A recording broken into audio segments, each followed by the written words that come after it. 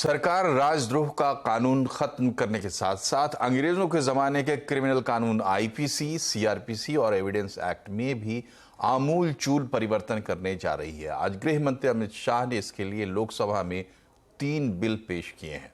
भारतीय नागरिक संहिता, भारतीय न्याय संहिता और भारतीय साक्ष्य संहिता नाम के ये 3 बिल क्रिमिनल लॉ को आज की जरूरतों के हिसाब से अपडेट करेंगे ही साथ में न्यायिक प्रक्रिया को आसान भी बनाएंगे। पुलिस में शिकायत दर्ज कराने से लेकर अदालत में सुनवाई तक की पूरी प्रक्रिया को डिजिटल किया जाएगा। हर स्टेप में जांच और सुनवाई की समय सीमा तय की जाएगी। क्रिमिनल जांच में फॉरेंसिक साइंस और डिजिटल संसाधनों को उचित जगह दी जाएगी और लंबित मामलों के निपटारे का रास्ता भी साफ होगा।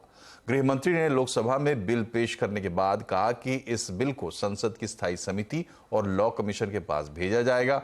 दूसरे स्टेक होल्डर्स से भी राय ली जाएगी और उसके बाद फाइनल बिल संसद के सामने रखा जाएगा।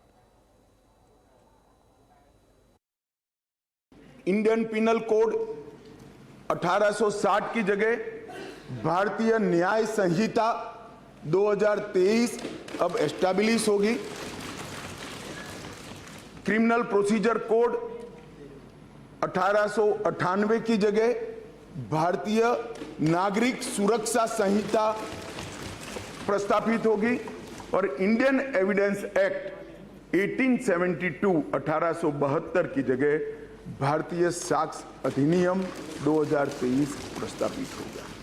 यह कानूनों की जो कानून रिपील होंगे इस तीनों विधेयक से, वो कानूनों की आत्मा जो है, वो कानूनों का मध्य बिंदु है कानून बनाने का, वो अंग्रेज शासन को मजबूत करने की दृष्टि से कानून बनाए गए थे। अंग्रेज शासन की रक्षा करने के लिए कानून बनाए गए थे और उसका उद्देश्य दंड देने का था, न्याय देने का नहीं था। ये दोनों मूलभूत चीजों पर हम परिवर्तन करने जा रहे हैं। ये तीनों कानूनों को रिप्लेस कर इनकी जगह जो 3 नए कानून बनेंगे उनकी आत्मा होगी भारत के नागरिकों को संविधान प्रदत्त सारे अधिकार जो मिले हैं इसकी सुरक्षा। अब आपके मन में भी ये सवाल जरूर होगा कि आखिर इन 3 विधेयकों के जरिए किस तरीके के बदलाव किए जाएंगे। ये जानने के लिए चलते हैं असीम मनचंदा के पास। असीम, गृह मंत्री ने कहा है कि इन बिलों के जरिए 300 से ज्यादा बदलाव होंगे। बताइए कि प्रमुख प्रावधान क्या है। देखिए, आम आदमी को जल्दी न्याय मिल सके इसके लिए सरकार कानून में बड़े बदलाव करने की तैयारी कर रही है।